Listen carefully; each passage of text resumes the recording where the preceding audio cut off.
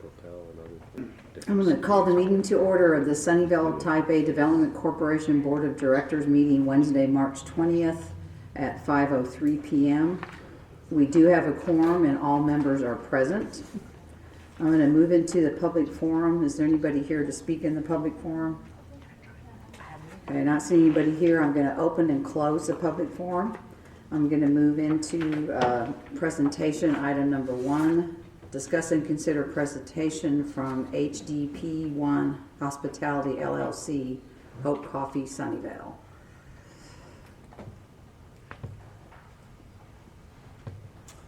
Brian Masters of 4613 Bonniewood Drive, Mesquite, Texas 75150. It's good to be back with you guys again. We apologize if the reason we had no projection is due to the semi that hit the line yesterday. Some of those things are construction issues, but what I want to present to you tonight is same thing I presented a few weeks back with a few adjustments on that. Part of these adjustments are due to the restaurant not yet being named. We had planned our other facility for a shared kitchen space, which is not going to be the case at this point. We are planning on going ahead and building a full kitchen for what we need to be able to produce a breakfast to serve the community through the Hope Coffee Shop. And so that is obviously increased cost to our investors to be able to do that. And so you'll see on the second, depending on how these are printed out, but on the third slide, you'll see that we have added one chef who will be part of our team to be able to create those breakfast foods. It will be a limited service through mid-morning. That time frame has not yet been determined. But that has increased our projected sales by about $1.50 per ticket, which increases it up to $625,000, which also raises the overall sales tax projection to $51,562 for the total sales that we'll be doing in there. The service costs and things will still provide a great service, but the costs are going to be more because of the kitchen function there. About $35,000 in plumbing, $20,000 for the drive-through, and $55,000 in the kitchen, which will include a full vent hood and all the different stoves and equipment that we are going to need in there. So that has increased our infrastructure cost. I believe our last one was at $70,000, so we'll be up to $110,000. So we are also increasing our request to the EDC of $75,000 to help cover some of those costs. And that seventh slide, you'll be able to see the whole projection there on that particular screen of what our costs are and what our requests are due to that increased cost on our end. We are hoping that that will also provide a great service to the community. We knew we needed to do breakfast, and our plans were to work with the restaurant to be able to do that for us. And since that has not yet materialized, we decided to go ahead and take that on ourselves to be able to produce that. The remainder of the presentation in there, you can see some of the things that we are doing through the drive-through, which was approved by the town hall, by the city hall, to go ahead and do the drive-through the way we had planned with the mobile order pickup. And you'll see some of the common things that you'll find in some of the different locations of people ordering from their mobile phone, but they have to walk in and pick up the items that they ordered. Our plan is to be able to drive up to the window and pick those up, and we can also send them to a mobile order pickup parking spot. We'll have at least four of those dedicated for the mobile order pickup that they can do, and our team can walk that out to their car. And you can see some of the concepts of other companies that are using something similar to that, at least for the mobile order piece, not necessarily the pickup in the drive-through window, except Chipotle that's listed there. That's a fairly quick overview of what we are planning and what we're asking and why. Would love to entertain any questions you might have, any concerns you might have as well. I had a question, Brian, on do you have kitchen facilities in your downtown location, or have you done this anywhere else? We have not done it anywhere else. Technically, we do have access to the kitchen location in the downtown location. It has a full kitchen. We have transferred the health permit from the catering company that's currently using it to our location, to our name, but we are not the ones that are operating that at this point. Is anybody operating that, or is it just not being used? It is currently being operated by a catering company that's planning on moving out, and so they are operating the kitchen space down there. Our plan is to hire a chef to operate our kitchen space here at this particular location. Is there a reason you chose not to do it downtown? They are, the downtown location is on the campus of Dallas Theological Seminary. Right.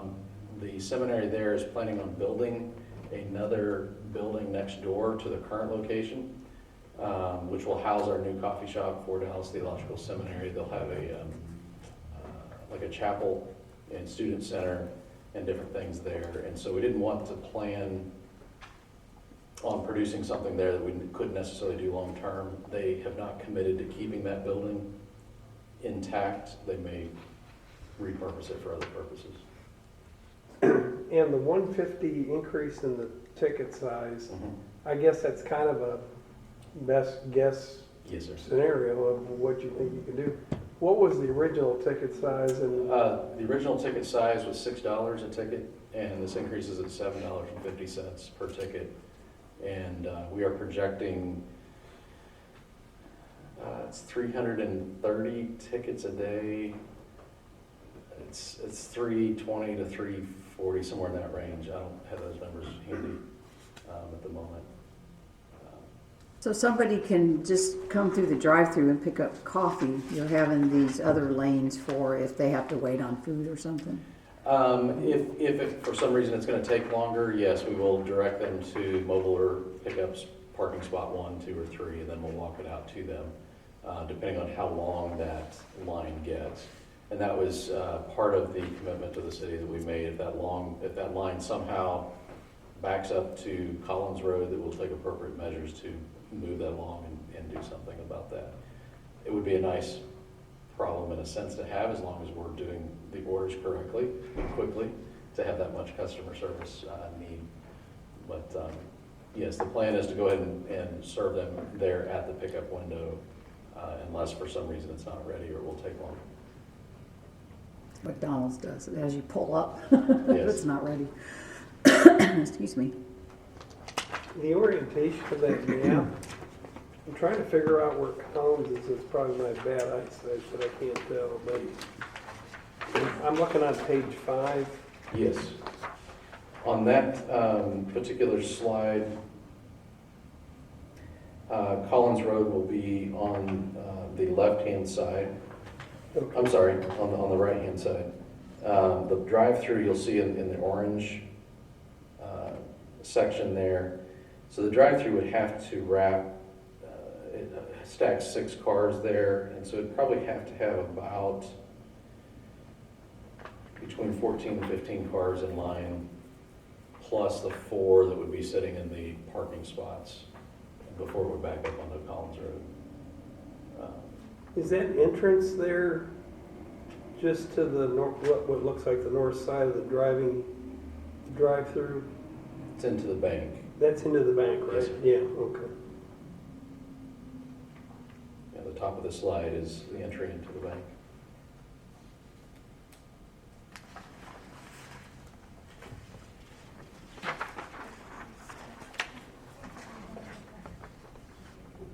Is there a new projected opening date? Yes. Projected. Projected? We are actually planning on around Labor Day, just due to construction delays. They say it will be done at the end of July, which it could. We may open earlier than that, but to look at the Labor Day range is probably a safer guess. Well, tell me again, hours would generally be from when to when? Our projection right now is from 6 a.m. to 9 p.m. with that ending time being adjustable as we learn what the community needs.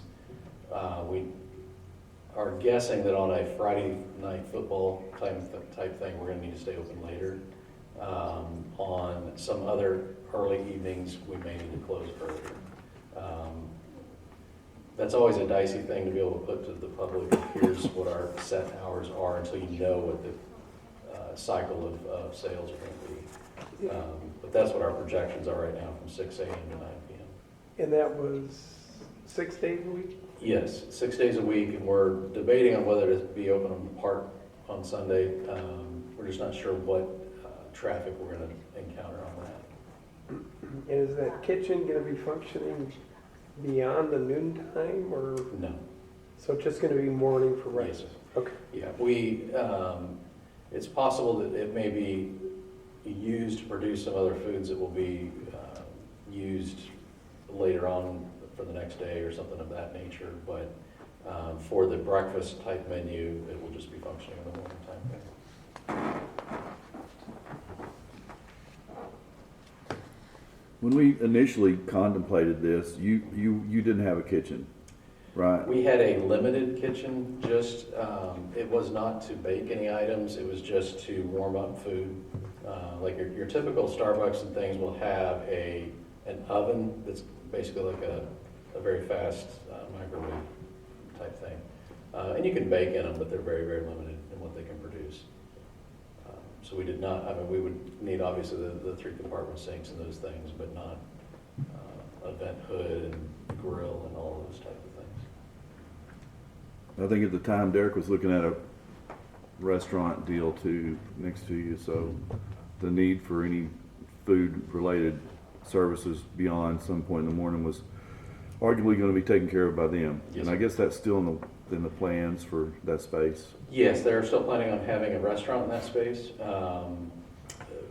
They've not determined which restaurant yet, and because we're wanting to move ahead in our plans, we decided to go ahead and incorporate this in.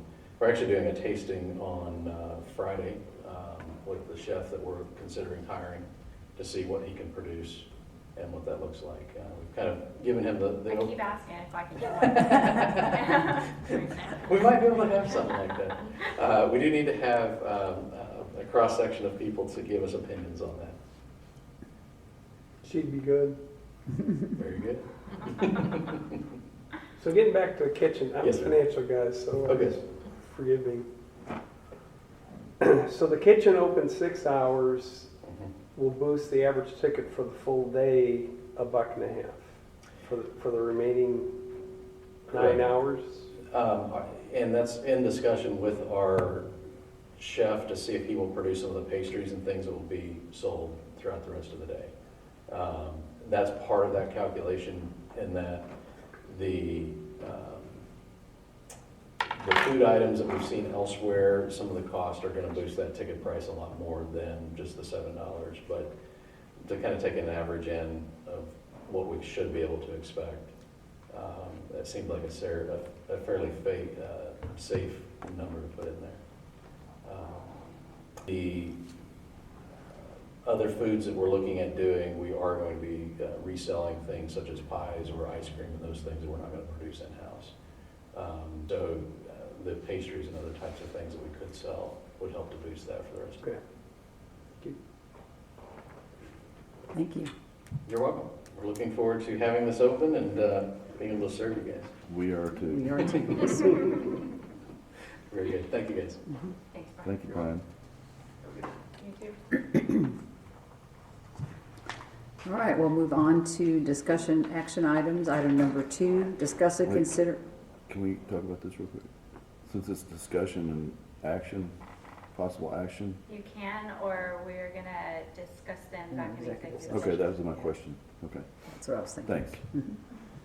Okay, so item number 2, discuss and consider approval of the regular meeting minutes from February 13th, 2019.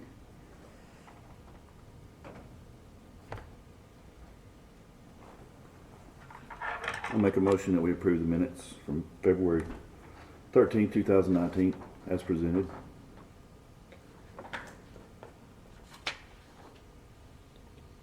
Second. I have a motion from Mr. Cash and a second from Mr. Bopniak to approve the February 13th, 2019 regular meeting minutes as presented. All in favor, please raise your right hand.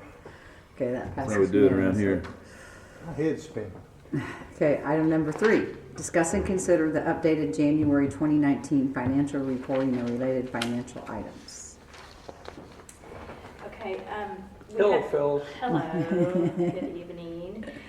First, we're gonna go back and revisit January. This was presented at last month's meeting. However, after the financials had been completed and once we were in the process of reconciling an account, it was determined that there had been an error made in the, not in the sales tax receipts that we received, that was correct, but in how, in the entry that we made to record those sales tax receipts. So it resulted in a $1,250 difference to 4A sales tax receipts. So the amount of money that we reported last month for sales for total revenues year to date was $194,124.60, and the actual amount should have been $192,874.60. It's a difference of $1,250. The total amount that was incorrect was actually $10,000. However, the way the sales tax receipts are split between the general fund, 4A, 4B, and the road maintenance account, the difference to 4A was $1,250. That is the only change for January.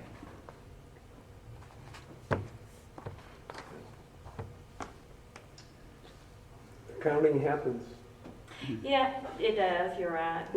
And normally, you know, like I said, that it was caught through a reconciliation of an account. Because of the timing, sometimes in trying to get the financials prepared for the EDCs,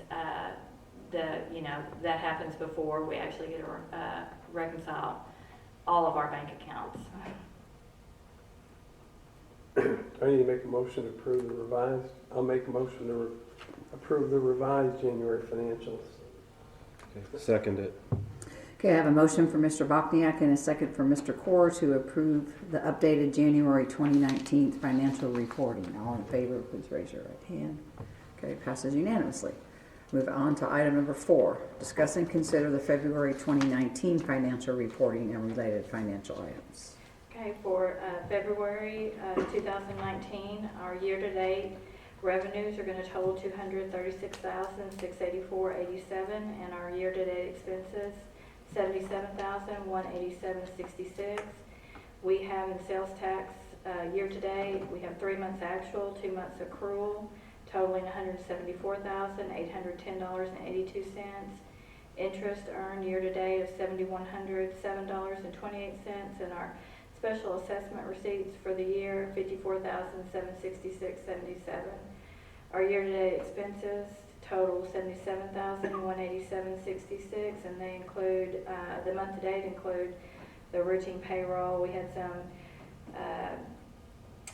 expenses related to Sunnyvale Day in Austin, paying for the bus. We had some registration fees, some membership dues for some conferences and to the TEDC, and we also made the bond bridge payment. That also came out in the month of February. That brought our net revenues for as of 2/28/2019 to $159,497. That brings your total fund balance to $2,489,949. Just for the board, that bond payment was almost $31,000. It's $30,500. So when you look at that expense line of $38,760, almost 31 of that is that bond payment. So I mean, our normal monthly expenses kind of trickle out at about. If you took that out, it's a normal amount. That's paid twice yearly, isn't It's broken up into a principal and an interest payment. The principal payment is the $31,000 we paid in February, and there'll be an interest payment in August. How long will we be paying that? Right now, it's scheduled through 2028. Yeah, and I happened to see the paper on, and I asked her if there was any benefit to paying it off any earlier. So she's gonna check, because it's part of a bigger payment, and so she's not sure if we paid it off earlier, 1, if there's a benefit, and then 2, if How it affects the remainder of the payment. That is being currently made by the general fund. So, Do you know the rate on that? I do not, but I can get with Liz and I can have it for you all next time. I'd just be interested in knowing it, you know, how cheap of money I it will. is. I'd make a motion to approve the February financials as drafted. Second it. I have a motion for Mr. Bosniak and a second for Mr. Core to approve the February 2019 financial reporting as presented. All in favor, please raise your right hand. Passes unanimously. Excuse me. I need to get a drink.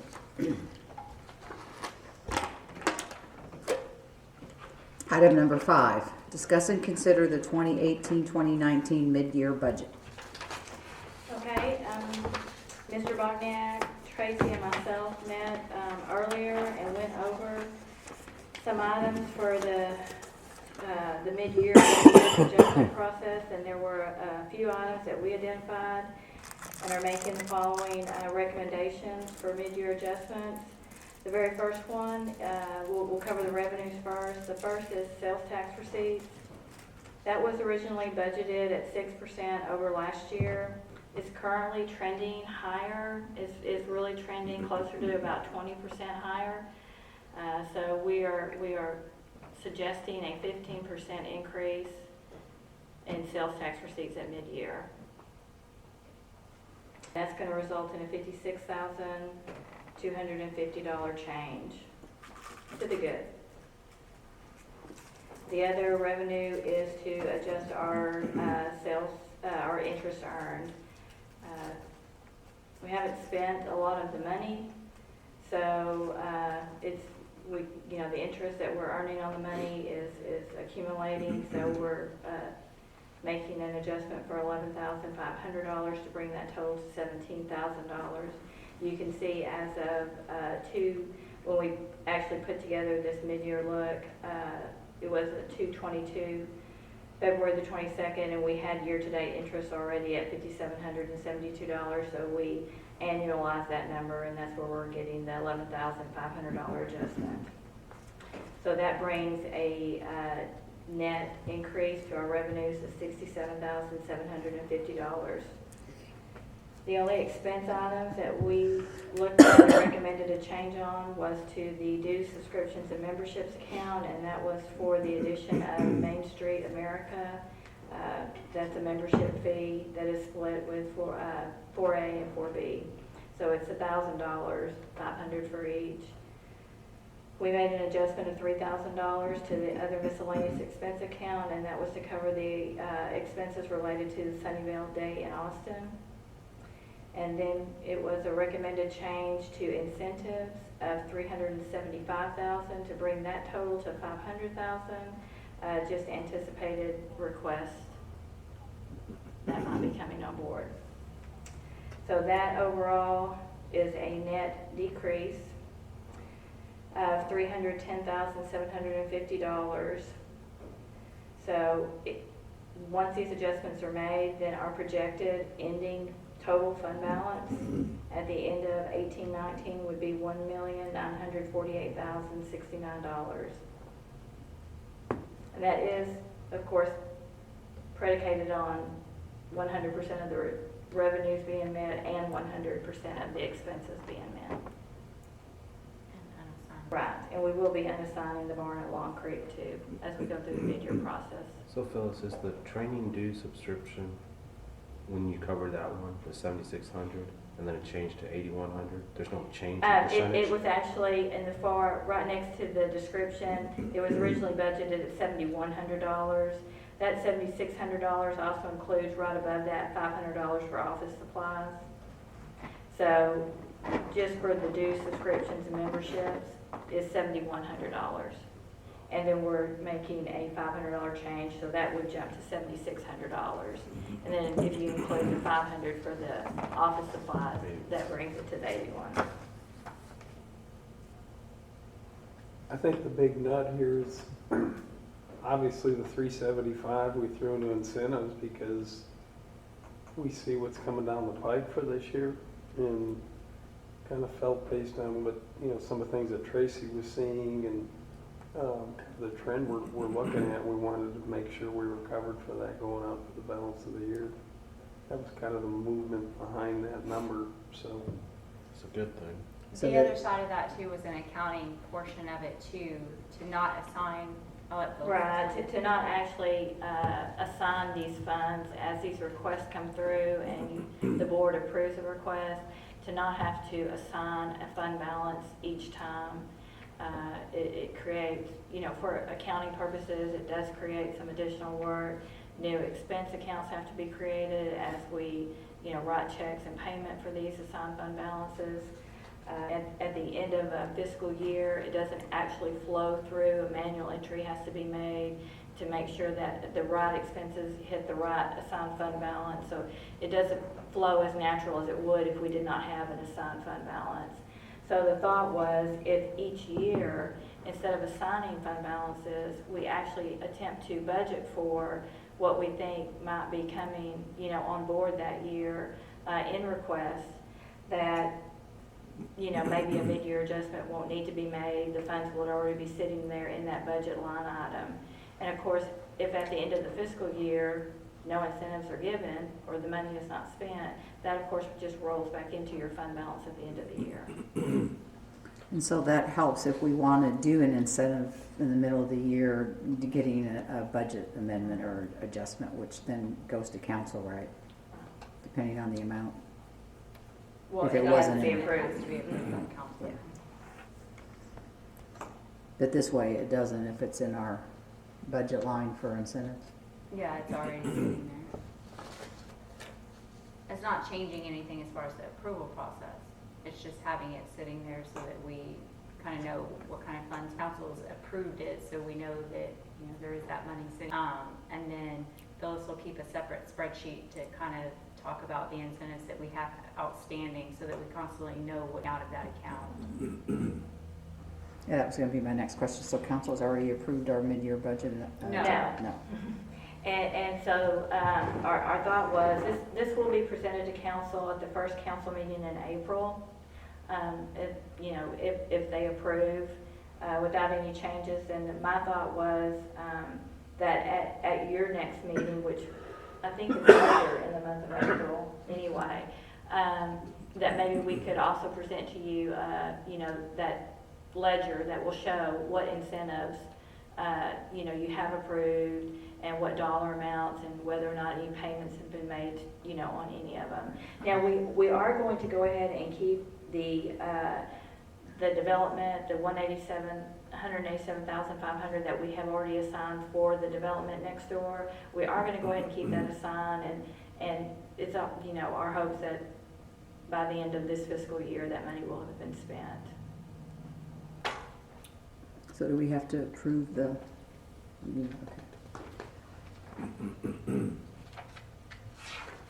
Yes. She'll do it. Yeah, you can. Well, I put it, Can I? we put it together. I wasn't, Okay. Can we do it? I'd like input from Sure. other people on that. Motion to pass the 2018 to 2019 mid-year budget. Second. Okay, I have a motion for Mr. Core and a second for Mr. Cash to approve the 2018-2019 mid-year budget. All in favor, please raise your hand. Thank you. Thank you, Phyllis. Thank y'all. Have a good evening. Thank you. I didn't know if I could make motions. Good luck getting out of here. I may sit at my desk for a little while and just put the work down, just to let the traffic die down.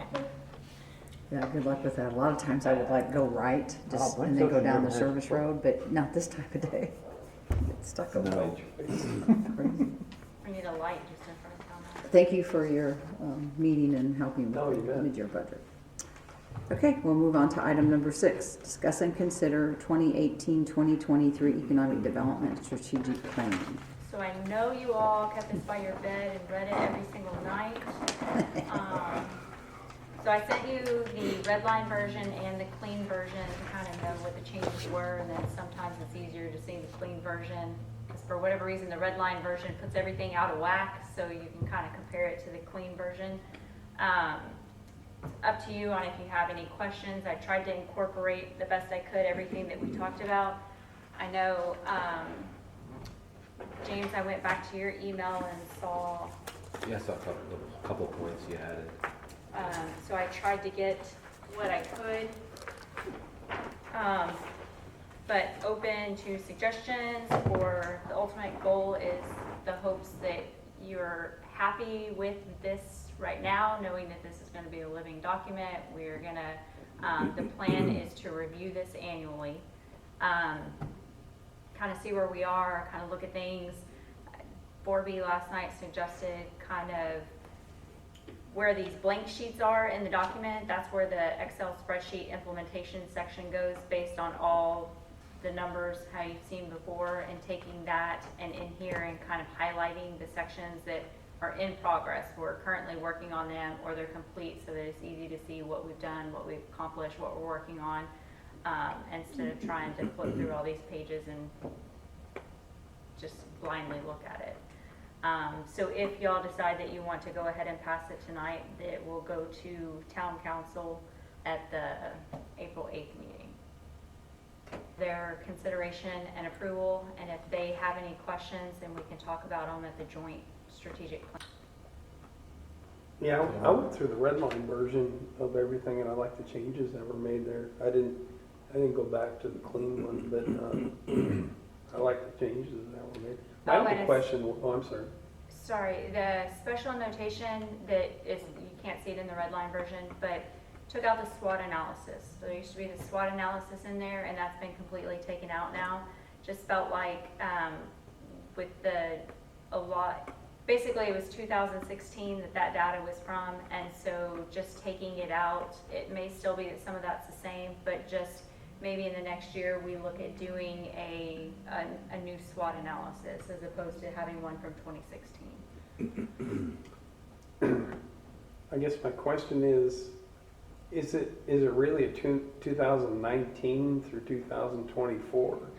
So 4B asked that last night too, and my response was yes and no. Like, you could look at that we're approving it in 2019, but essentially the stuff that's in here we've started in 2018. So like creating the committee for the glacier, and there are some other examples in there that were done and completed in 2018. So I don't want to take away from anything that we've already done and already started in this document. And then between now and 2023, there's going to be so many different changes that go through here. So I think revising it fully in 2023 would be a good idea anyway. Am I good with that? Just one. Makes us look like we did a little bit more in the last year than starting now. Well, we have a lot more to work with now too.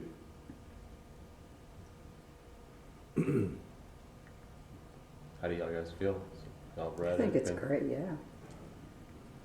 Okay. I like it. Fire away, James. What are your thoughts? I like it. He Okay. likes it. Motion to pass the 2018 to 2023 Economic Development Strategic Plan. Second. Okay, I have a motion from Mr. Core and a second from Mr. Weeks to approve the 2018-2023 Economic Development Strategic Plan.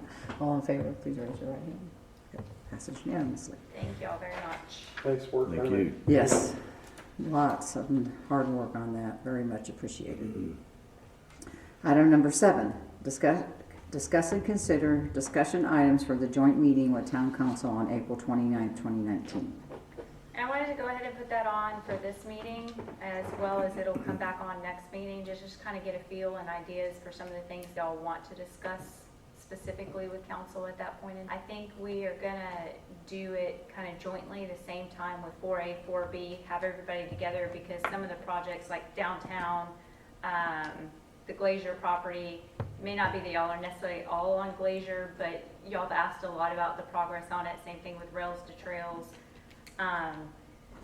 So just wanting to get some ideas early on so I can start prepping for it and getting PowerPoints together or whatever we need to get for it done.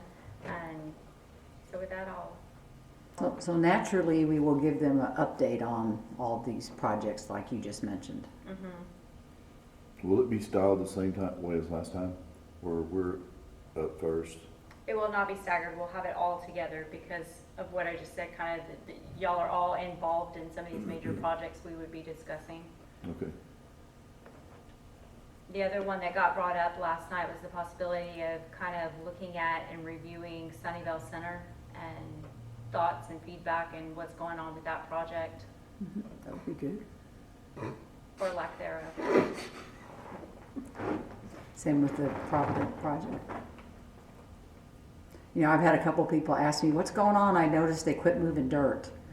And so I told them that there was a gas line and they had to do some adjustment, move their building a little bit. That's kind of how I explained it, so it was, till it got approved. Did that ever get approved? It did get approved by town council, so hopefully they, I had to call Dorothy a couple days ago. She texted me and said she was on the phone. She'd call me back and I haven't heard back from her. So, she'll be a follow-up email just to kind of figure out what's going on. I have another retailer that's wanting to find out when, we'll see. What time is that meeting on the 29th? I'm looking at doing it from 6 to 9. Yeah, if we could get an update, like on the Provident status and that sort of thing too. We'll talk about it a little bit in executive. Okay. session. I get asked about that stuff all the time. I hope I can be here. I'm pretty sure I can, but that Thursday, I have cancer. It needs to be removed from my nose. And that's being done on that Thursday, and I took Friday off. So hopefully after being home for Friday and the weekend, I may have a big old bandage on my face, but Bless your heart. Should see the other guy.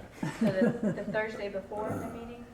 yes, yeah, whatever that 25th or 22nd. whatever, yeah.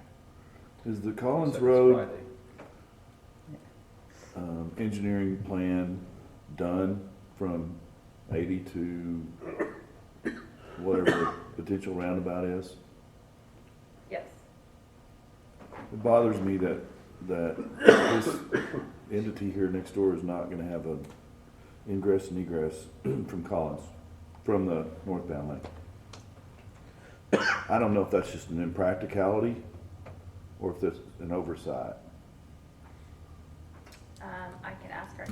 Put the papers together. They did a bid opening. They've opened the bids. They've selected. But, I mean, I don't think they've, I'll ask Lyle about that. Especially if we're considering a downtown in that It area. seems extremely detrimental to Hope Coffee. I mean, they gotta go through the bank, you know, that's just, Yeah. and I the didn't bank's, understand the that bank's in from the the get-go. roundabout, so you gotta go through the roundabout. You gotta do a U to get back to the coffee shop, and that's not business friendly. Maybe we can talk about that. I don't know. Maybe there's some way to, But I mean, it's a good Accommodate discussion that. item for our Yeah. meeting with the town council. I think we should also get an update on the 55-plus communities. I understand the first one met a tragic bad demise. fate.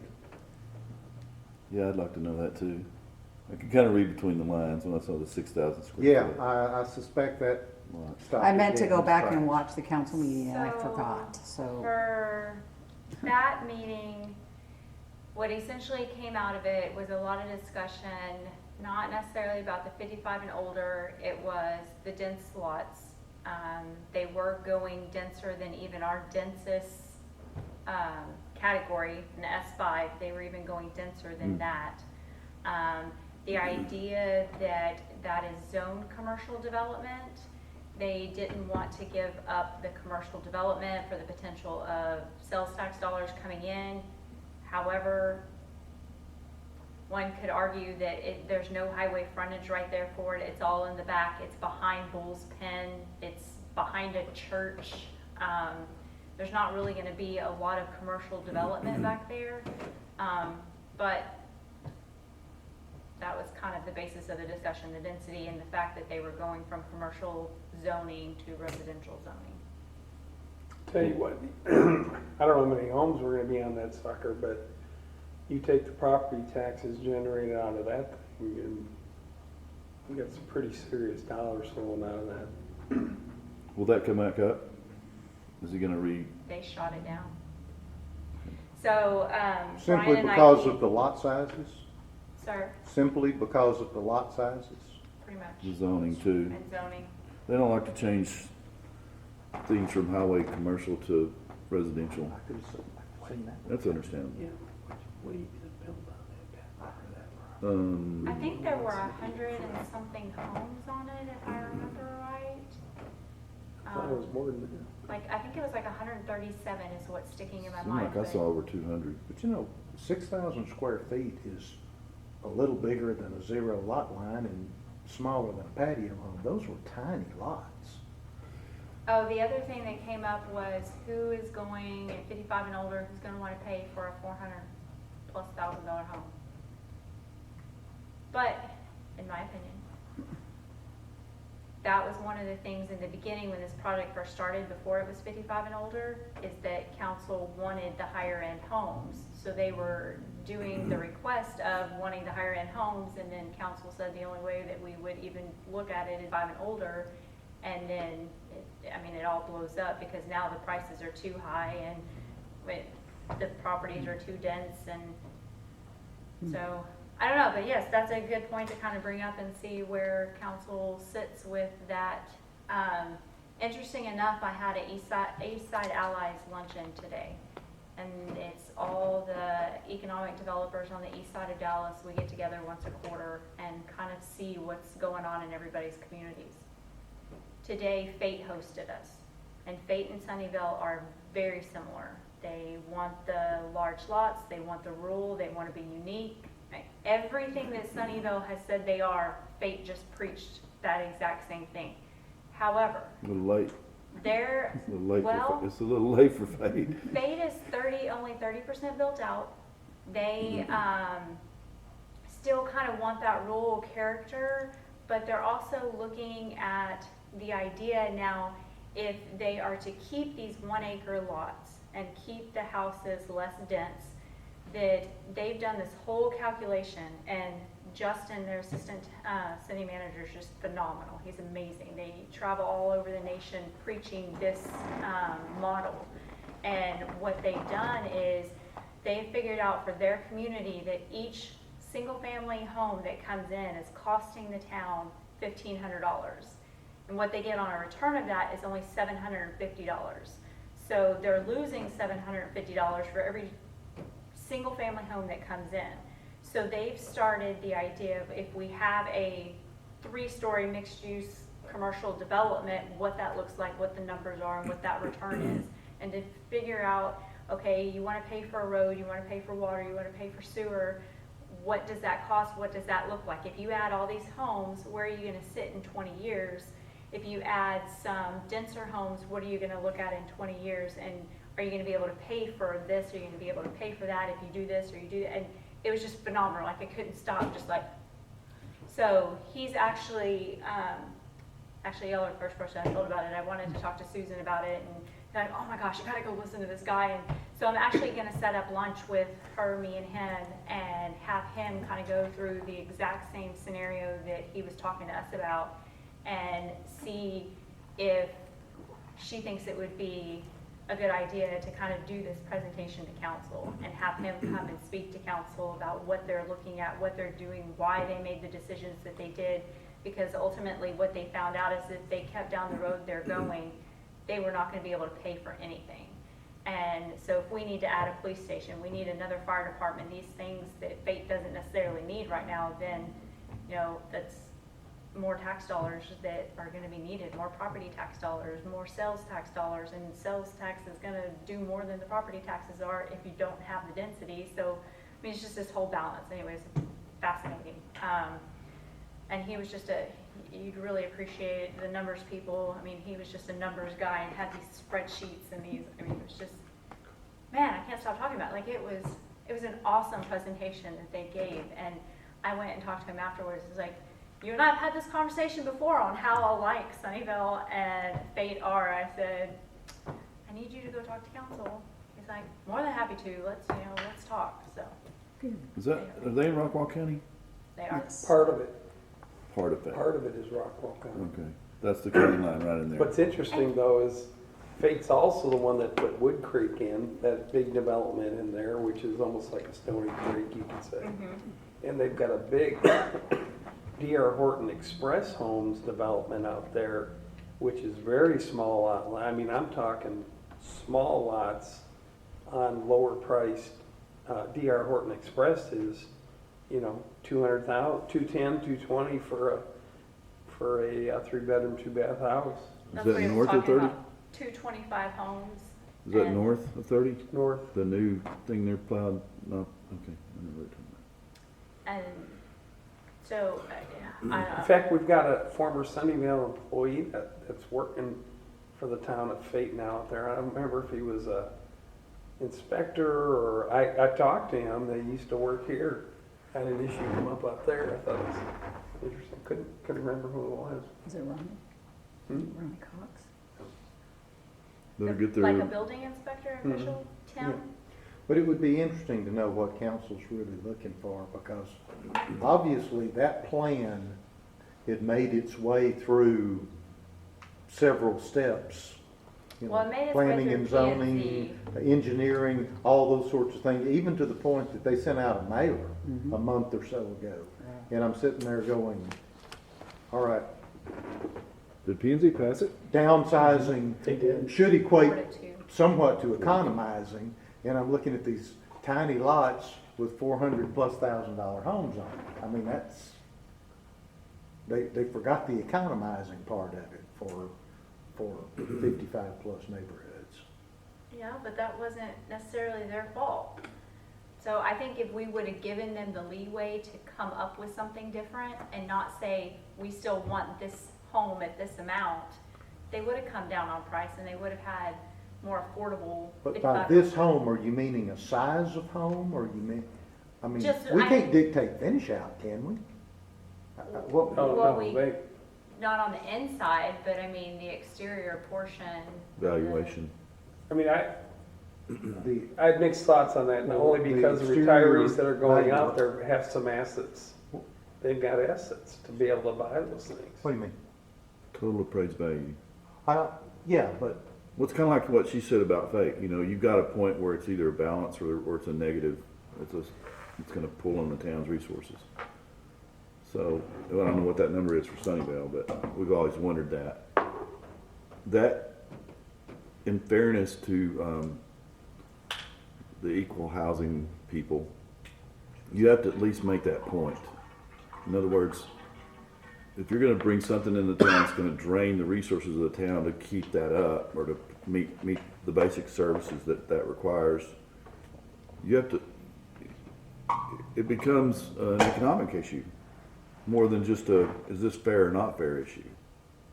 It's an economic issue for all the citizens of that town. So that's what Fate's wrestling with now. Well, that was the other thing too, the services. So they were just concerned about being able to get fire services out there as well. I guess I'm just having a hard time understanding what kind of house are they building that's gonna sell for $400,000 to $500,000 on a postage stamp size lot, or? Yeah, they're only supposed to be like What- 1,900 square foot, What are we right? dictate, Or 2,000? you're talking $220 a square foot homes, what are we dictating that they're doing that would drive the prices to that point? What I am don't I know, that's a good missing? question. Well, but you're not seeing the houses that are going out the low end in the developments we currently have that are in the 2,500 square feet for $450.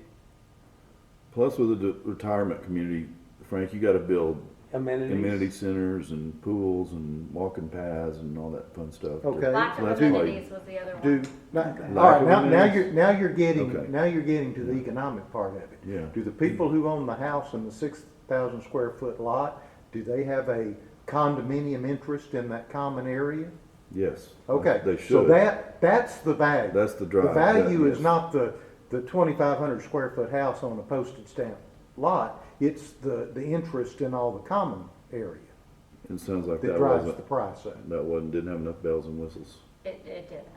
Amenities. Well, I think the other issue you may have had out there, I need to look at the tape too, but that egress and ingress to that property for older folks, when you were going onto the frontage road, you know, beyond, on the east side of Bull's Pen, and I'm thinking, you know, how, is that a plus or a minus, you know, for older folks living there? That was the other one, was they felt like if you come out of the property, you take a right, instead of making that turnaround to come back to Collins and all the retail that would be in Sunnyvale, that they would just go straight to Forney, and pick up their stuff there instead of shopping here. I could argue that you're still gonna go further to Forney than you would just to make the turnaround, and you may have to do a turnaround anyway to get back, so, I mean, Right. but anyway, we're getting way off topic and getting too deep in the Okay. weeds on that one. Yeah, it'd just be interesting to know what they're, what's the ideal development that they're looking for a 55 and older community.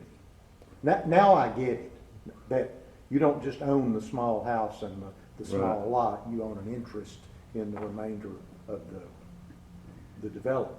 I wasn't understanding that at first.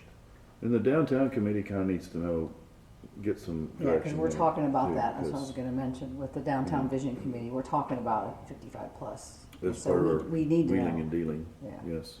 We need Well- to know what council thinks, what Yeah. that looks Just like. quickly on that, you think of that land, let's say even the 9 acres or whatever that's behind the salons over there that, who knows what's, anybody's gonna wanna use that. It's acreage, non-retail acreage behind all that. And I'm thinking, that's the kind of spot I could see putting, maybe multifamily type senior living. I know people freak out, who cares, but you gotta use the space for something. And if it's, if it's a well-done place, my dad lived in a senior center that was really nice, up in Wisconsin. And they had additional assisted living and everything, but it's like, I would take that sucker anywhere around here. It looked that nice, it was that well-maintained, rolling this and that and pond, I mean, it was gorgeous. Single level, like off of Beltline, there's all that land at the corner of Beltline and Town East, for example, and We're actually having that conversation on the golf course property, and the owner and the broker on the property came in and said, I need you to help me, like, why did another project get turned down? What's wrong with it? What are we doing?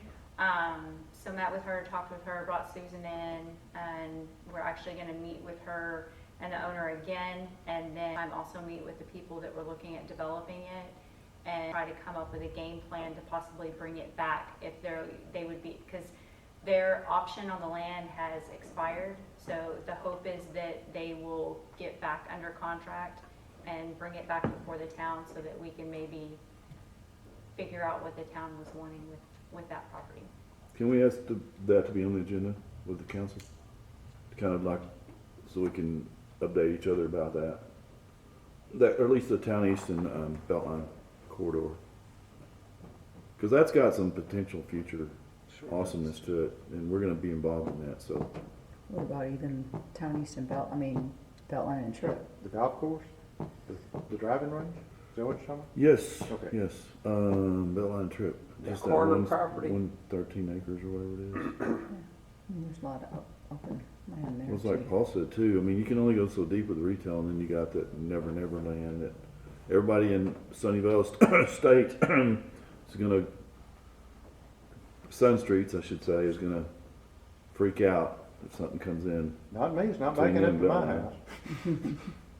Your neighbors will. Yeah, I know. but that property's been there for a long time, and anybody that didn't think that it could be used for commercial or something else had been It's living like- somewhere just else. Like Stone Creek, or Stone Canyon. Yep. Sleeping dragon. Will awaken. Just be warned, was that something? But yeah, I mean, so yeah. Hey, Eric? You never know if something's gonna come up there, but it's got the same problem. That thing's been for sale, I think ever since we moved here Turn that off. in '89. There's been a sign, it's on. been a sign up. And I'm guessing, Why are we meeting? I've been saying, I just need to call and ask Joint meeting. what they're That's asking with, for. meeting with council. But this, both of these, there was a method to the madness here. All right, sorry about that. He's doing something for me for the CIP committee, and, that's a good since I point. had y'all tonight, I couldn't go on the little, So I guess one of the things that kind of concerns when we're talking about the joint meeting still, right? yes, sir. Is that the one meeting that we had joint with 4B and 4A that started at the same time, it turned into a parks Right. meeting. But because of all most of the projects that are being discussed right now, we're discussing nothing about parks in this meeting. The only thing that will Glacier. even have the remotely thing to do about parks is the rails to trails. That's it. Nothing else about parks will be discussed. So it will be. And the because- Glacier property, but that's still of Yeah, but that's interest. not park.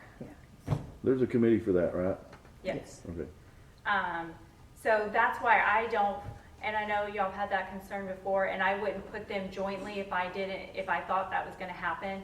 But because I don't wanna keep you here till midnight, the big projects are Glacier downtown, rails to trails, and then we can go over like the Sunnyvale Center, Provident, 55 and older. So all those pertain to both boards. So unless there's just something I'm missing, there should be nothing, literally that's it for parks. So they didn't request anything additional last night when you talked about the joint meeting? Nope. 4B? I still think we need to keep it succinct because, agree. I think Rails to Trails can end up being Like, longer than yeah. it needs to be. I Well, think that's what and happened before. so too. more than, Glacier will probably be the first thing that's talked about because, David McCaskill should be here with kind of his thoughts and preliminary designs to be able to show both boards and council what we've kind of come up with. And so that should be like probably the first hour, is talking about Glacier, going over that plan, what's everybody's thoughts, feedback, so that they could kind of move forward in getting a master plan. Then after that, probably the downtown, I mean, I can save the rails to trails to the Just till the very very end. last, okay. Yeah. Is this more of an update for these committees to council? Well, it's To get- because, like with Glacier, 4B and council are in it jointly. But I mean, y'all have had a lot of interest, feedback, and who's on the Glacier committee? Oh, it is just 4B and town council. But because y'all have had so much interest and stuff in it, you know, it's just, if y'all don't want to be a part of that, then we can just set it like at 7 o'clock for 4A to come in, and we can roll right into downtown. I'll be there. If it's gonna start at 6, and y'all are gonna talk about that first, I'd like to see Yeah, I what's would up with too. that. So, I guess it's kind of but, I mean, that up sounds to good too. y'all. I guess my whole deal about anytime we do join anything, it's like, all right, are we on the same page for these top 3 things that we're working on, or top 4? Yeah. I just want to make sure we're not running into a buzzsaw, and, you know, is our path okay? You know, do you think our incentive push so far and what we've come out with so far, are you okay with what we're doing? You know, and, I mean, it's, that's what I look for. I'm not looking for anything magical to necessarily come out of it. It's just, I would want to know what is their vision of a senior living, because I'm hearing stuff getting all kicked around. But again, it's more of just making sure we're on the same page as we're marching down the road here. Especially since these are some of the big projects we've got going on, that we need everybody's kind of input and feedback, and I don't want to move any further if everybody's kind of not on the same page, Right. because then just spinning my wheels too, so, And, you know, I would love to hear, and even though we have a town council member on the downtown committee. Yeah, Larry Allen is. I have heard nothing coming out of it, you know, what kind of where it's going, which is It's top fine, I don't secret need to right hear. now. I'm gonna give you an update on it Top Yeah. secret. momentarily. Yep, she's got it Oh, on. okay. But if that's something that needs to be discussed and air any grievances, Yes. you know, it's like Festivus at, you know, air your grievances. Festivus. Let's hear them now. Would that be a time that we would go over the incentive guidelines, or will that not be ready? Because don't we have to have council buy-in on our incentive policy? Yeah, but that's just gonna be at a council meeting. We don't have time for everything at this joint meeting, Okay. so it's, Good. we've gotta pick and choose what we really wanna focus on. What do you want to see out of it, Out of this meeting? out of this joint meeting? I want Glacier settled on. I would like some input from everybody on downtown. I would really like the same questions answered on what does everybody envision 55 and older to look like. Those are my biggest one. Rails to Trails is, it's Rails to Trails, from where that's going. And, actually that's why Eric is going on the tour for me, tonight, because he can talk all about Rails to Trails with his eyes closed and everything else. I mean, he's phenomenal at selling it, and so he's got to sell it to the committee. But I think everybody seems to be on the same page as Rails to Trails. That part of it is more just an update on what's going on, where we're at, what we're doing, what we've heard from about the grants. So we've been given the green light to go ahead on Rails to Trails. It's just kind of more of an update. So I'm hoping that will, 20 minutes, depending on questions or whatever. But really, Glacier, downtown, 55 and older is a good one. And then just, I want to hear, I know that one of the council members is supposed to be meeting with Mike Anderson. But I'm not privy to those conversations, so I would like to know, like, what are they looking for? What do they want? What are they hoping to see? Why are things not moving? What are they being told that is contradictory to what I'm being told? And I just had a developer the other day call me and say, I need another piece of property to look at because I can't deal with this anymore. I'm not getting any feedback. I'm not getting any responses. They're hard to deal with. I can't do it anymore. So found him another piece of property. But it's just like, so what is being told to council that is not being told to me, or vice versa? And just trying to work on how we can get Sunnyvale Center developed. Heck, how we can even get Providence started back up and moving along. And the idea of, we've got to come to a realization that we need a daytime population, and retailers are kind of looking for that. And one of the questions that had come a few months ago was Rockwall's getting a Trader Joe's and a Cracker Barrel. Why are they getting that? We're not. Well, in our meeting today, I asked Rockwall, what'd you do to get Trader Joe's? It was just a rumor. We're not getting a Trader Joe's. What about Cracker Barrel? Yes, we're getting Cracker Barrel. What'd you do to get Cracker Barrel? Absolutely nothing. They're just coming. All right. Well, they're outside the circle. Yeah. Cracker Barrel circle. Right. And they're, I don't know, I just think they got more Yeah, they got a lot. possible But they development, have- and they're not as close as the other Cracker Barrel. We're kind of not too far from the other. We're not too far from the other Cracker Barrel, but they also have a huge industrial park that is just, they've got 4 new companies moving in there right now. So, they're developed, they're moving along, they're very proactive in that, and they have the land to be able to do it. Unfortunately, we don't have much land in our industrial. They're in Rockwall County too, and we're not. I don't think that matters. I do. I definitely do.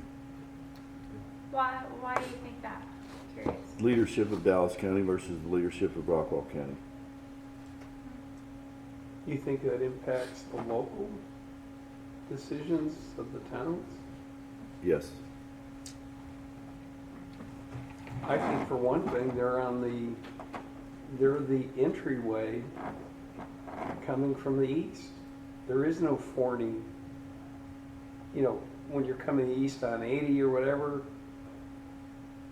those barriers are getting busted further and further east. You got Terrell exploding. You've got Forney blowing up as well, with some big stuff. But Rockwall is pulling in almost everything from the east. It goes to Rockwall because there's nothing else really out there. Well, even Sunnyvale residents go to Rockwall to shop. Go to the mall, you go to, so that you don't have to go into Dallas. Or you go further up north. Yeah. All right, we have Yeah, to. anything else on the joint meeting before I move on? We can talk about it in April, so think about it if there's something else you want to talk to council about. And if between now and then you still have reservations about doing it at the same time, let me know. We can see what we can do to figure it out. I think 4B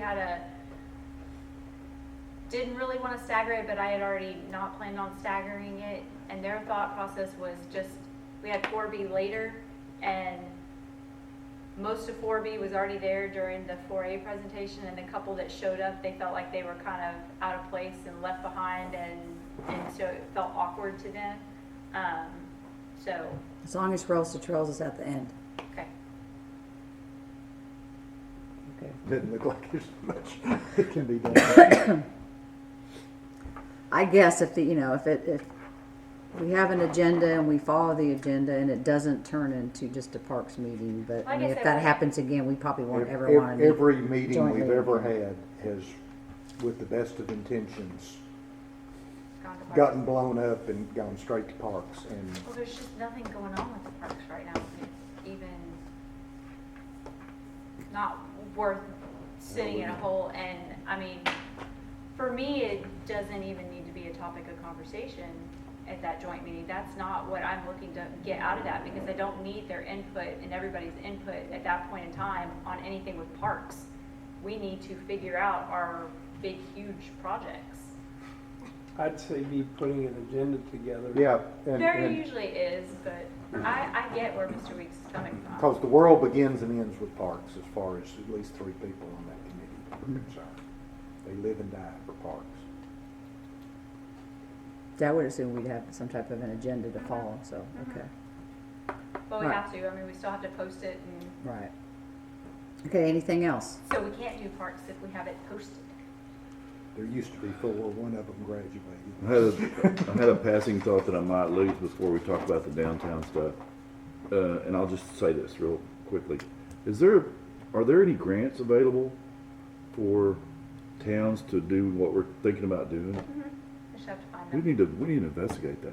Well, so we'll get into, Yeah, this was I'll a address thought, when you that in said the grants downtown. about the Rails to Trails thing, and I thought, Okay, great discussions. I think we got a good start for that joint meeting, as long as it's not all about parks. Amen. Move on to item number 8, discuss and consider economic incentive guidelines. And you all have copies of that. so I realize you just got a copy of this at midnight last night, and you didn't spend your whole day, take the day off looking it over. So I'm not really expecting anything out of tonight for that. On the dais, what I've placed is what I sent. It's kind of it's an extensive application, so you'll notice it is a lot longer application than we currently have. it's intimidating. So looking at this just quickly, this stuff that's in dark, is that stuff that was added? I'll address that. Okay. The questionnaire is This, purposefully done to be extensive for a couple of reasons. One, if they're serious about an incentive, take the time to fill something out. We have a 1.5 pager that's quick and easy and is what it is. But then I still end up having to go ask them questions to be able to put all the information into that report that I usually generate. So this is asking a lot of questions that I have to put into that report. So instead of me sending out a separate email, hey, can you answer this, this, and this, it puts it all into one format. And then you have the incentive policy. So that lays out general purpose, the methodology. The stuff that is highlighted was just for me to go back and kind of review and look at, because some of it can be taken out. I found a good kind of another incentive policy to kind of take from and utilize instead of recreating the wheel. And so I really like this one, but I need to go back and kind of revise it. But you'll notice the incentive policy has a lot more to do with tax abatements than anything else. And under the tax abatement on the second page, essentially everything that's in bullet is what our current guidelines and criteria for it being able to get a tax abatement is. That's a resolution that's passed and the guidelines are set, and that's what ours currently are. That was the one that had the Flower Mound logo on the top of the page that you sent us, right? Mm-hmm. Okay. Yes, I didn't realize that was not off of there yet. And so I have since found that and deleted it again. But yes, I really liked Flower Mounds. And the specialty retail and restaurant incentive policy, this one actually came from Carrollton. And this had a lot of the same stuff that we were looking at with unique specialty retailers and restaurants that we would be looking at. So not looking for anything really tonight, other than just to say, here's my starting point.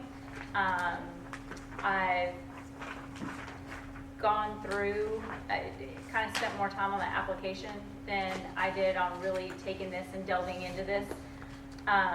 And what 4B thought about last night was if we could take these and kind of combine them together. So Ms. Bradford is actually going to help me kind of put this together, and then I'll go through and work on the content. She's going to kind of combine them and figure out where things should go. And with that, I know there are some things missing out of here. So a lot of the things that we've looked at while we're going through the incentives or the matrix that you feel comfortable with, kind of that 5% or less of the total project costs, and what that looks like.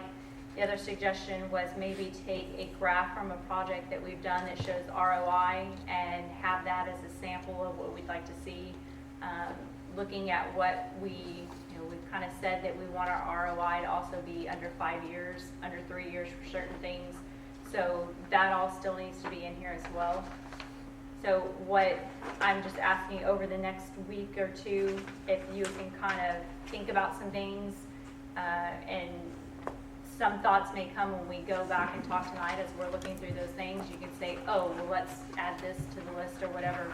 And that way we can get this worked on, and I'll bring it back more formalized at the next meeting.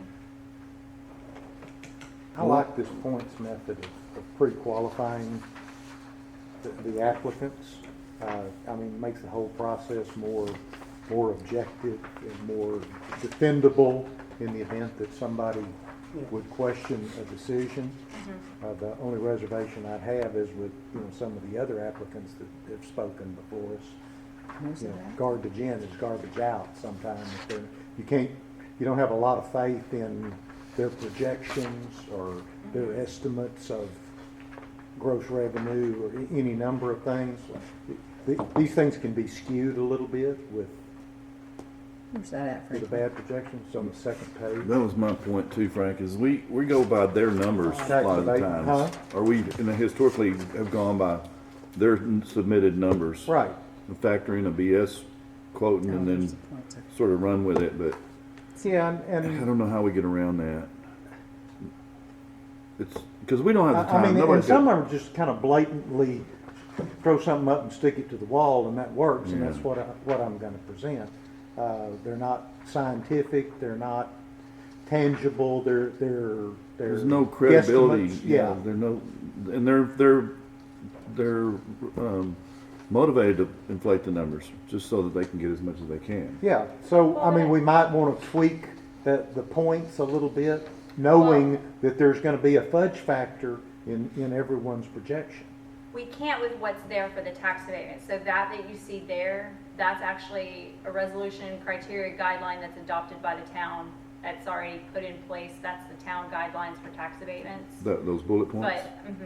But if that's something that you want to look at for like cash incentives, sales tax rebates, and those kind of things, we can put that criteria together and do the point ranking system. I think we should. I mean, that always makes it easier to justify the decision and defend it in the event that something invariably is going to go wrong. Somebody's going to never quite get open, or not trying to. An example is the lakeside development in Rowlett. The developer comes in, promises a lagoon and a private beach, and all of a sudden, he builds about a third of it and says, that's all I can afford. Tough. Well, I mean, that could happen to us too. It has happened to us. Stony Creek. Thought you were talking about a retail Well, I development mean, across the street. in terms Stony of Creek. bringing things to the town to incentivize. Yeah, I mean, we made a pretty substantial investment in a retail center that doesn't seem motivated You did. to complete its Very good point. yeah. That's 'cause But they're- again, if we have this, go ahead. No, you If go we ahead. have this scoring system, it certainly makes our Yeah. our decision defendable. Well, there is a way to address it, I think, but you were looking at kind of back-end incentives. You know, thresholds, when something's hit, that's when the balance comes. Maybe you get 50% up front and 50% when you hit your first year target, Well, I mean- or, you know, whatever the number is. You know, I'm just, Again, let's use an example like, you know, the first tenant in a retail building. He gets a grant from us for finish out and infrastructure. Well, he's the first tenant. He may or may not be successful. What have we done? Did we make a wise Right. decision? And what did we base it on? We based it on his projections. I agree with you. He passes the ROI, he passes the points test, but he never gets his doors open. But those funds, those draws are made early in the project, not, because we're doing the infrastructure and we're doing the finish out. That's, you know, Yeah, we're cutting our checks early in the process. But for the tenant one, it is based on them getting CO. So, I mean, they have to open their doors to get it. And that's how the agreement is structured. You know, a lot of Sunnyvale Center is just the contract. We've learned a lot Yeah. over the last few years. You will? And we'll learn more. I just feel like that the point system as well as the ROI helps us defend our position much better. You know, and if that happened, that tenant completed his work, completed his finish out, never got his CO, whether we cut the check or not, we still approved it. We still need to be able to defend our position. Yeah. And we did it based on our point system and our ROI. And we were certain that the projections that he gave us were prudently underwritten. The thing we want to avoid is being arbitrary and capricious or whatever those terms mean. And I think this helps us. Yeah, it does. Sort of keep us- Again, it makes it objective. As much as I don't like to have to follow certain parameters, because in my opinion, every business is different, every entity's different and should be judged on its own merits. We do need some principles and guidelines, so yeah. And sometimes that person who comes to us wanting to borrow money or wanting a grant, they need to go that extra mile to prove it to us. We're offering them grants in good faith. They That's need to right. go that extra mile. Well, Tracy put the 14-page questionnaire together. Yeah, good for you. The thing that was approved by council, was it just pretty much limited to these bullet points? Or was some of this other language adopted with it? Or is this all a brand new document except for those approved bullet points? So everything under the tax abatement, that half a page on page Yeah. 2 is all in resolution 1506. Okay, so starting with other incentives, that's all brand new. Correct. Okay. Is that all that's in that resolution, or is there more to the resolution? No, that's just on the tax abatement. So once this gets adopted, we'll do a resolution to pass this, and it will go into documentation that this is what we follow. So again, just look over it. If there's anything else you can think about, definitely work on that point ranking system. And hopefully have kind of a more, like I said, more formal product to you next month. Thank you. Great suggestion. Glad we didn't have to know all that tonight. Didn't get a chance. I had to get it out while I was thinking about it. So There's a lot to wrap your Yeah. mind around. it is. Yeah, and Paul spent hours last night pouring it. That's Didn't one you? thing. Both Paul. I- I can see, they both look tired. They Yeah, were we- glad about studying that. All right, we'll move on to, we done? I think we are. Okay, move on to item number 9. No, I got Discuss and consider economic development director update. So Tracy, here's our updates. Just a couple of updates. Glacier Committee, so we're currently meeting with ourselves. We were supposed to have a meeting today, had to cancel it, postpone it for a future unknown date right now. We're at a point where we've gone through visuals of other downtowns. K-Paul has done a great job in taking other downtowns and their overlays and putting it into what we would consider our downtown area, so we can kind of see Forney has 5 acres, what that 5 acre looks like, or, you know, Rockwall, Lancaster, Canton, Rockwall, Mesquite, and taking their downtowns and putting it into what ours would look like. So we kind of see what we're working with. And then we've gone through a whole bunch of pictures and said, well, we like that, we don't like this, what about this? And so we've taken all this information now and we're trying to put it into some sort of concept drawing and pictures, like a picture board to look at what our thoughts are and what the committee has liked. What we're hoping to do from there is take that and have a stakeholders meeting, which our stakeholders are considered all of our property owners across the street from Collins to the rail, from 80 to Tripp. And then on this side, from 80 to Tripp, that would include the bank, Derek, us, and the Hennard developer. And us all meet together and kind of talk to the property owners, the other stakeholders, on what they envision a downtown to be, what their thoughts are. Would they sell the land? Would they partner with us? Would they look at developing it themselves? How would they like us to assist? What can we do? All these questions to answer, to ask the property owners and kind of see where we're at. And K-Paul and Terry are both on the downtown committee. I don't know if there's anything you want to add to that, or. This is the stakeholders meeting, that's not the April 3rd one. It's is it? supposed to be April 3rd, but I think what we're gonna do, and I've just thought about this day, is have, on April 3rd, have our meeting with the drawing boards and push the stakeholder meeting back. Just like a week, because I still want to talk about downtown and everything at our April 29th meeting. And in order to do that and have David McCaskill here, I need to have all these things put into play. Well, the So, following week is the trip to Austin, though. So- I know, but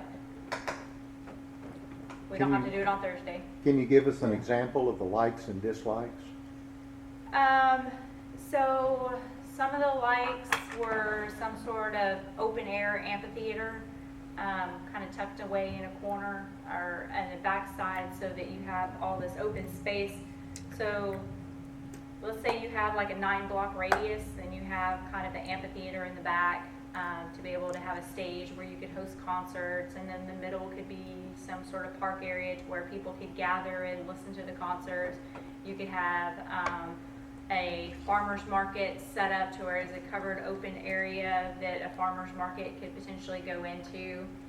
The idea of having a mixed-use project was favorable, however, nobody saw going over 2 stories. Like retail. and Mixed then- use retail and living and then space living above it? Space Yes. above it. Apartments?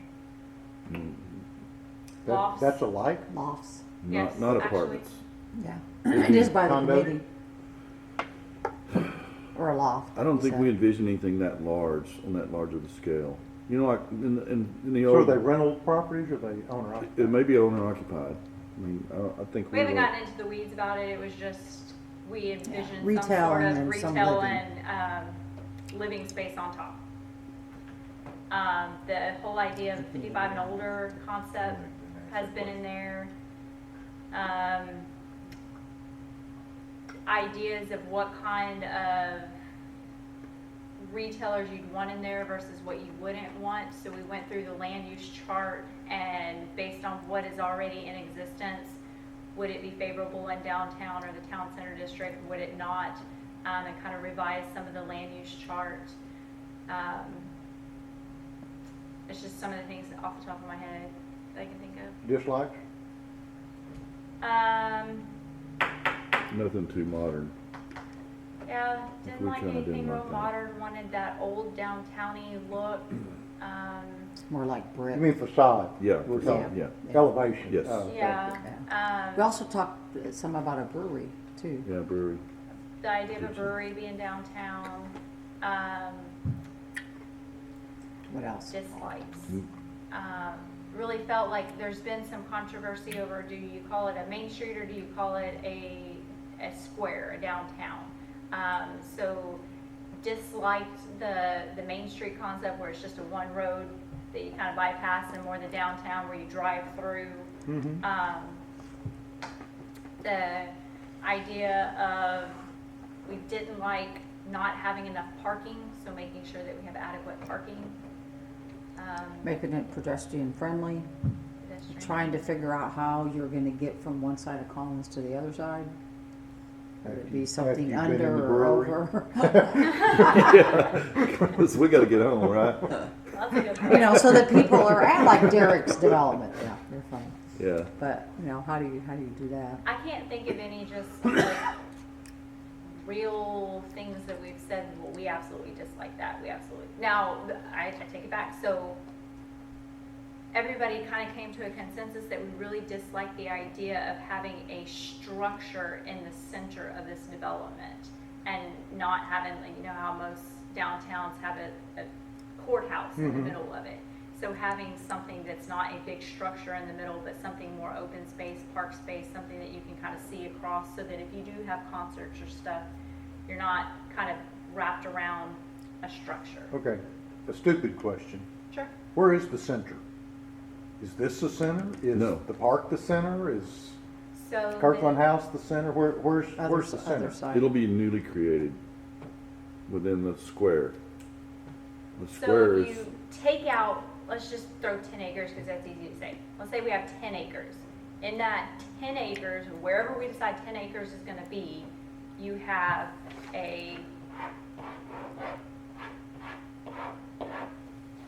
like a 9-block square. So like this square would kind of be open space, maybe the amphitheater stage back here, all of this being some sort of commercial, retail, mixed use up in the front and on the sides. Maybe back here we have a community center. It's all pie in the sky stuff right now until everybody comes together and we figure out what the property owners want to do and what the other visions of boards, council, kind of how to. But it may or may not include, And then we talked What's about, already here. show that picture. So Here? the Yeah, town, the town center district, if you look at the town center district on our future land use map, Mhm. it encompasses everything that I just said about 80 to Trip on both sides. So from here to the park and on the other side to the trail. All of that is considered our town center district and our future land use map. So that's ultimately what we thought of going to, was having all of that as our town center. So because, that would. you know, Derek's deal is gonna be there, so we wanna kind of include that as Yeah. well, so. But so, that, the The square bank, she the was town showing you would be hall. on the other side of Collins. Yes, on the east side. east side, yes. Okay. But- So but that was my incorporated question. coming Before across all the of that, street. that was my question. Yeah. Oh. Where is the center? The center is across the street. Yes. Yeah, Okay. well, the center that I keep referring to, yes, but Okay. the town center as a whole, Includes this. yes. And then we also talked about with your Is- square back behind that, the senior living. Am I saying that? And that's kind The of what we were 55 talking and about. older. Where Yeah, are you, 55 and where older. are you talking? Somewhere across the street. Well, so you've got the square that Across she Collins. showed, yeah, on the Yeah. other side of Collins, you got the square, and then wasn't it gonna be kind of back behind the square? Yeah, Where- there's some Some extra 55 land between there and the We're railroad here? track. Yeah, railroad track. So if this was the trail, Rails to Trails project, And Collins is where her hand is. Collins Okay. is up here. All right. Town hall up here. And just having it back there somewhere. 55 plus. Cause they've got a I lot of don't want land. those back in drug dealers coming by my. So, and that's where a lot of the discussion, I think that, you know, not just 55 and older, but what does senior living look like? What is 55 and older? Is it the active adult communities? Is it something completely different? So, I mean, there's so many different concepts on what 55 plus is, senior living. They're not interchangeable. So figuring out what people are actually looking for so that we start saying the right thing and start communicating what is actually being expected. And those are questions that we don't have answers to. I mean, heck, it's been tossed out that maybe we get rid of town hall and build a new town hall across the street and turn this into something else. So, I mean, it's all just pie in the sky floating in the air on what that particular personality on the committee wants at that point in time. So that's all for That- Oh, that was downtown. Yep. I meant Glacier. So, yes, I kind of combined both of those into one. Primary industry roundtable. Well, so wait a minute, did you talk about Glacier? Yeah, we talked about the April 3rd. Oh, that's downtown. Yeah, you haven't said anything about Glacier. Let's go back. I think Go I back to A, already as soon as these guys are done. Sorry. On the Glacier property, we're taking 10 steps backwards and 2 steps forward. So we've done the tours. The committee got together, we went and toured a couple of stables to kind of see what people would like or not like. And we're working with our consultant right now to figure out what a preliminary plan would look like. So our next step is going to actually be to have a citizen, I don't remember how to word, open presentation, kind of like a town hall meeting, but not a town hall meeting. And it'll be kind of an open house, come and go, have it on a day from like 4 to 7, have a bunch of maps of the property laid out to where people can come in. You could draw, if you want a fire station on the property, you could draw a fire station. If you want a gazebo, you could draw a gazebo. If you want stables, whatever anybody decides that they want on this property, that would be the opportunity to come to the meeting, draw it on the map, and then from there, we will take those and we will come up with a preliminary plan. The hope is at that point, that preliminary plan is what is being brought to us on April 29th so that we can go over it and have a discussion on what, we have some controversy on this property now with the change of council members. So, You have a lot to do between now and April 29th. yes, we do. No, I said you. Yes, I do. So it's become a controversial piece of property again. In what respect? They're not for it. So trying to figure out what would be a better fit for that project. Is it that we build a fire station on it? Is it that we have a fishing pier and we open it up? Is it that we have ball fields on there? Is it, I mean, a number of things that come up, and that's why kind of having this open meeting. So if you want a fire station on it, then come and draw a fire station on it. If you want ball fields on it, come draw a ball field on it. So stables are kind of out the door? No, or- they are not. It's just, So we are still moving forward with the concept of it is going to have stables on it. We're going to have a stables, riding arena, trails. I mean, we're still moving forward in that direction. But however, depending on how much feedback is given, it may turn a different direction. I don't want ball fields with lights across the street from me. So that's where we're at. It's still kind of up in the air. We'll know more after the citizen open house. We're hoping to do that within the first couple of weeks of April, so stay tuned.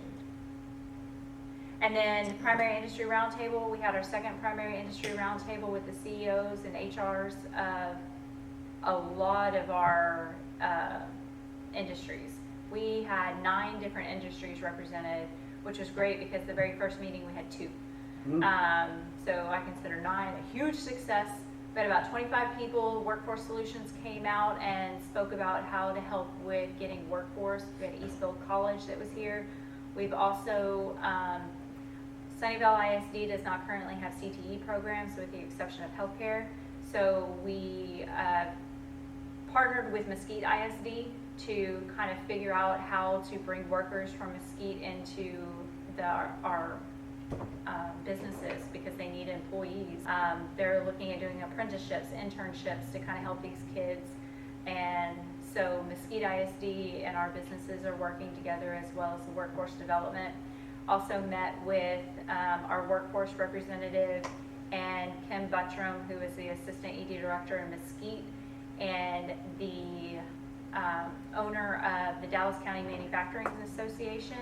And we're partnering. There is a manufacturing day that is in October, and working with them on developing something for Manufacturing Day and what we can do to get more grants and stuff to these businesses to help get them the labor force that they need.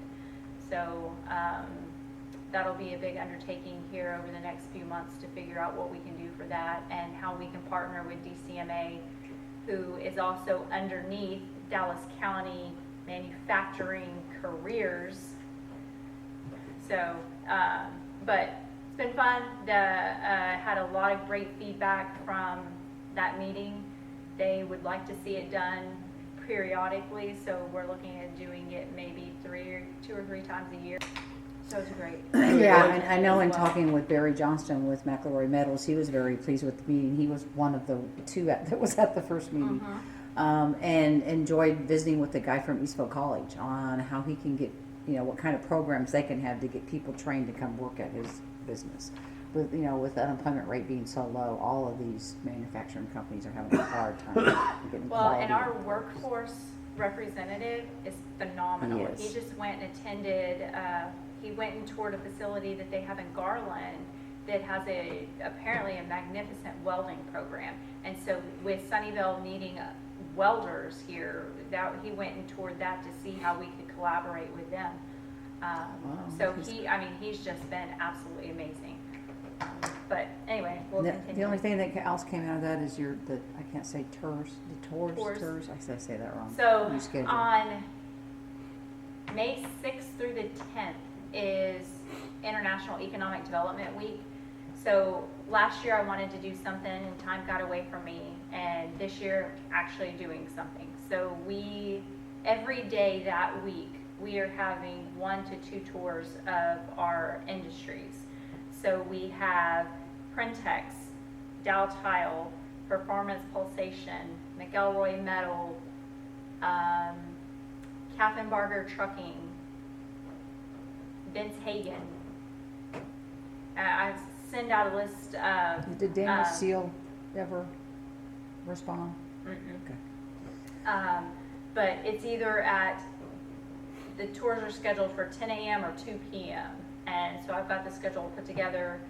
We don't have one Monday morning and we don't have one Tuesday morning we're not doing this and opening it to the public, but the tours are open to the public with the exception of on Tuesday the 7th at 10 a.m. we're going to do a industrial park tour with David Jackson again. Some of y'all attended the first one that we did, some have not, and so that day we're going to do that so that whoever has not can join, and we'll have David kind of go through all of the park and the projects and stuff that he's working on. He actually just went through P&Z Monday night to get a new business to come in and did or something that they needed to do. SUD, they went through an SUD process because it allows outside storage of trucks. Anyway, it passed council, or passed P&Z, so now it's going to council, but he can talk about all his projects that are going on and what he sees and what lacking or not lacking. Another thing that will come up is next month, I will bring before y'all the idea of possibly funding the improvement of South Aston Road that's in our industrial area. It is where Morley Moss is. That road is completely dilapidated. I mean, it's horrible. Is it a private road? Is it private? It's a public road. Why didn't the town take care of that? So they're looking at they're looking at South Aston for a CIP project. It's a couple $100,000. So for me, right off the bat, it's like, it's a couple $100,000. We could get it done now as opposed to waiting however many years. Let's do a project. Let's get something done. And it's helping our businesses, especially Morley Moss that's expanding right there. When the idea came that we should redo all of Aston, so I don't know how familiar you are with Aston, but it does a funny, it does this. So we have South Aston, North Aston, and then it combines into Aston. So, I know, very I just confusing. need to stand. But South Aston is what we're looking at that's just, it's almost undrivable. North Aston's okay, and Aston itself, and then there's a cul-de-sac over here, and this is where J-Rail Trucking is. So when it came up on the CIP project list, it's like, well, why don't we just go ahead and do all of Aston and get it taken care of? And I got the price quote back, and it was over $1 million to do the whole thing. So, like, well, can we just look at the south part? So I went to drive it just to double check and see what a recommendation would be. And my recommendation is the same as our public works director, which is just to do South Aston. So a couple $100,000, we can help our businesses that are driving it every day. Is that road in the industrial park? Mm-hmm. Oh, yes. Because I thought we didn't own any that it wasn't it's a private road in the industrial park. Thought all that. Sorry, no. So the Aston is just outside of the industrial park. It's in the industrial area, but it's just Okay. outside of the industrial park. I'm not familiar with that road, okay. The only issue I have with that is that we already gave up 3/4 of our budget to Roads. roads. You're right. And now we're tasked with even having to step up an additional. Well, amount let's for not that. talk about that right now because it's not on the agenda. Okay. But Okay, just saying. I will put that as a future agenda item. And And before I you will go look off, into that. Okay. before you go off the roundtable, so who's invited to attend the TERS?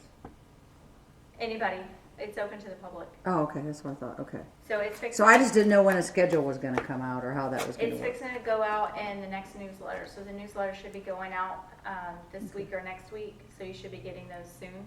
And then you just you have to RSVP to attend the tours because they have to have head counts for hard hats and glasses. But I will also send that. I can also send that out to y'all ahead of time. I'm assuming everybody's getting their newsletters. At your office? Yeah, okay. All right, so we're ready to move on to item number 10. Discuss future events. And I'll just let you go through those. Well, Sunnyvale Day at the Capitol. Did you hear from Shiny today? Yes, I did. Okay. How many do we have? So we are currently at about 35. I just reposted it on Facebook. So, I mean, when you said the most we've had is like 20, 25 people. So to be up I to know. 35 is Amazing. great. I'm very excited. Had a lot of citizens call, actually. There's probably about 6 or 7 citizens. And when I say citizens, I mean somebody not on a board, not on council, anything like that. So Cool. so that's April 11th. If you haven't let me know that you plan on attending, please do so. I know from this group it's Paul and Terry. So if any of y'all would like to attend, just let me know. Our next meeting is April 17th. Just keep in mind this is a week later than our normal April meeting. And then you have the regular town council meetings. Just a reminder that I will be out Monday through Wednesday to the Main Street Conference. Oh, that was another thing I was going to tell you about downtown. So when you're talking about the grants, I'm attending this Main Street Conference. So I'm hoping to get a lot of information just dumped on me. I'm actually attending on Sunday. They have a Main Street 101 from 12 to 5.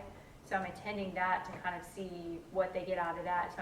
And then Beverly from Mesquite, the downtown manager for Mesquite, she's actually going to be at that conference.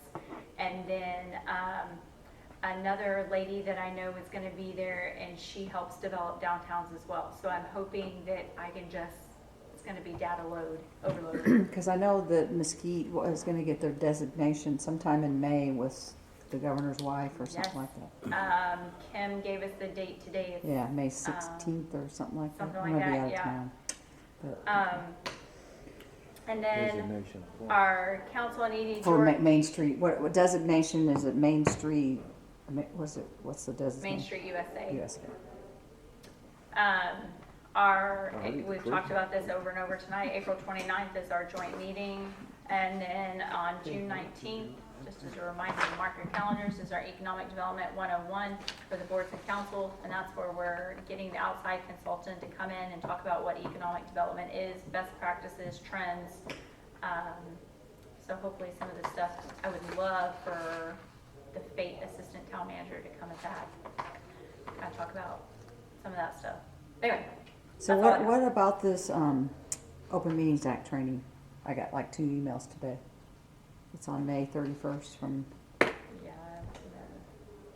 So, It's a long in way my to go. opinion, I don't know if Rachel responded back to you, but she did, she said that I would get a lot more out of that than I do on the online class.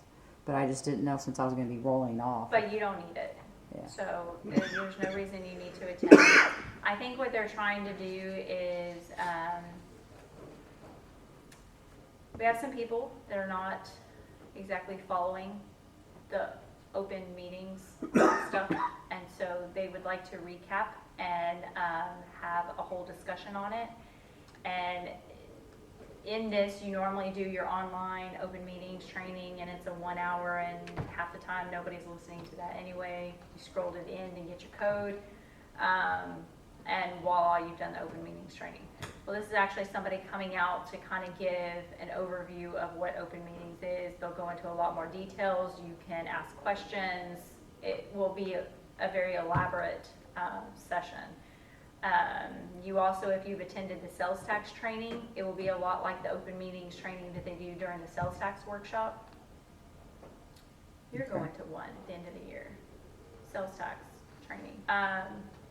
So who's Ken Demko? I got once an invite from Rachel, then I got an P and invite. Z chairman.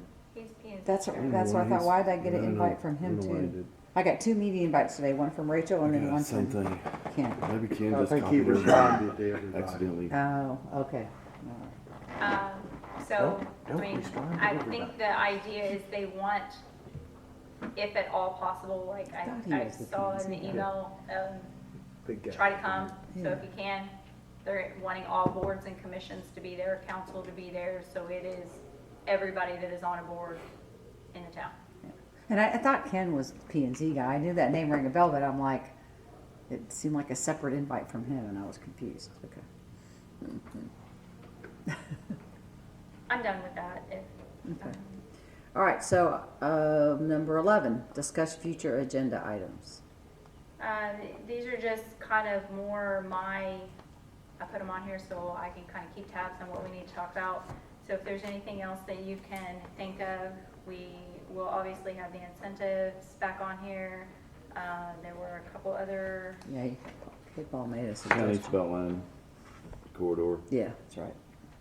was that for the next meeting or was that? just something for down the road to think Oh, about. okay, I put that under to discuss at the April 29th. Yeah. So that's for April 29th or Yeah, you're that's looking? fine.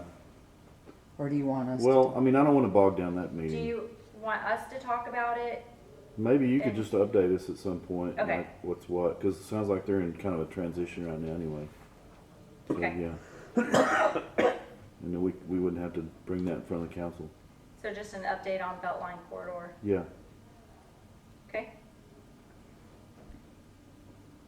Okay, All right. So we're going to recess into executive session pursuant to Chapter 551, Subchapter D of the Texas Governmental Code. Executive session agenda at 6:53 p.m. and please, there is dinner and desserts waiting for y'all in the kitchen. There's also some tea